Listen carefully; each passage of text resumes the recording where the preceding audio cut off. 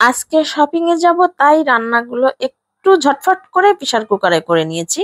আর যখন একটু ব্যস্ত থাকি এভাবেই রান্নাগুলো করে নেই। আসসালামু আলাইকুম, সবাইকে ওয়েলকাম করছি আরো একটি ভিডিওতে। এই তো বাজার থেকে আপনাদের ভাইয়া কিছু পেয়ারা আর সাথে হচ্ছে মিষ্টি, কিছু বড়ইগুলো খুবই দারুণ ছিল, অনেক মিষ্টি ছিল।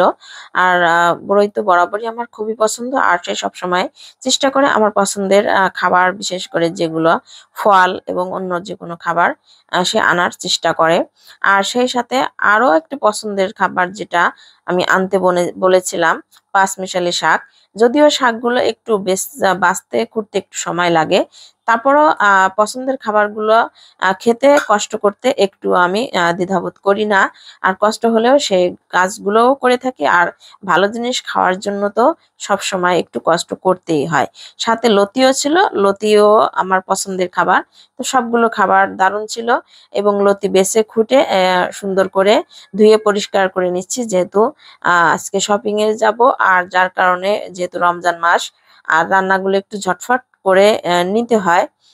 আর আজকে ইফতারের জন্য অন্য কোনো আইটেম করি নাই, শুধু ফল আছে। আর সাথে আহ আজকে ভাত দিয়েই ইফতারটা করে নেব। কিছু ফল এবং খেজুর খেয়ে কিছুক্ষণ পরে একটু ভাত খেয়ে নেব। আর সত্যি বলতে কি, যত দামি ইফতারি আমরা খাই না কেন, ভাতের কোনো বিকল্প নেই। ইফতারের সময় যদি একটু ভাত খেয়ে নেওয়া যায় না, সত্যি শরীরটা অন্যরকম লাগে। আর ভাজা পোড়া খেলে, বিশেষ করে যাদের গ্যাস্ট্রিক আছে তাদের তো 12টাই বেজে যায়, আর তারাই একমাত্র জানে ভাজা পোড়া খাওয়ার মজাটা কেমন। সত্যি আজকে খুবই শান্তি লাগছিল, একটু ভাত দিয়ে ইফতার করেছি। যাই হোক, ঝটফট করে আমি রান্নাটা বসিয়ে দিয়েছি। আগে আমি শাকটা ভাজি করে নেব। আগে একটু পেঁয়াজ ফোড়ন উঠিয়ে রেখেছি, তারপর শাকগুলো একটু সিদ্ধ করে নিচ্ছি।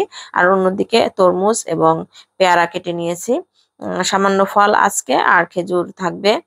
তারপর মাংসটা আমি প্রেসার কুকারে ঝটফট করে বসিয়ে নিচ্ছি। আজকে একটু গরুর মাংস রান্না করব। আর মাংস ছাড়া তো বাচ্চাদের একদমই চলে না, শাক সবজির পাশাপাশি মাংস রান্না করতেই হয় আর কি। তো আমি ঝটফট করে প্রেসার কুকারে মাংসগুলো একসাথে সব মশলা দিয়ে মেখে তারপর বসিয়ে দিয়েছি। আর অন্যদিকে শাকগুলো রান্না হয়ে গিয়েছে। আর এখন সে ফোড়নটা একসাথে সুন্দর করে মিশিয়ে তারপর ভাজি করে নিব। আর এভাবে শাক ভাজি করলে না দারুণ মজার হয়। আর শাক ভাজিতে যদি একটু পেঁয়াজ রসুন বেশি দেওয়া যায়, তাহলে তো আরো বেশি মজার হয়। তো একটু সামান্য কষিয়ে নিয়ে, আলুগুলো একটু কষিয়ে, তারপরে একটা হুইসেল দিয়ে, একটা না সরি, 2-3টা হুইসেল দিয়ে আমি গরুর মাংসটা রান্না করে তারপর পাতিলে ঢেলে নিব। আমি যখন বেশি ব্যস্ত থাকি তখন এভাবে প্রেসার কুকারে রান্নাটা করে নিই। আর প্রেসার কুকারের রান্নাটা না খুব একটা খারাপ হয় না, আমার কাছে তো খুব বেশি ভালো লাগে। বিশেষ করে যে কোনো রান্না করা যায় একটু সময় বাঁচানোর জন্য। প্রেসার কুকার আসলে বিপদের মাঝে সময়ে খুবই কাজে দেয়। আর প্রেসার কুকারে আসলে তুলনাই হয় না। তো রান্নাটাও হয়ে গিয়েছে, পাতিলে নামিয়েও নিয়েছি। তারপর একটু কুকারটা একটু ধুয়ে নেব। তারপর হচ্ছে লতি রান্না করব। আর লতি রান্না করার জন্য এখানে একটু থেতলে নিয়েছি পেঁয়াজ রসুন আর বাটা মরিচ, সামান্য একটু গুঁড়া মরিচ দিয়েছি, হলুদ, তেল দিয়ে একটু মশলাটা সুন্দর করে কষিয়ে নেব। আর এই রান্নাটা করার সময় না দারুণ একটা ঘ্রাণ এসেছিল। আর লতি রান্নাটা মনে হচ্ছে যে মায়ের হাতের রান্না করছি, এবং খাওয়ার সময় তো আরো বেশি দারুণ লাগছে, যেহেতু সবকিছু একটু বেটে নেওয়া ছিল মশলাগুলো।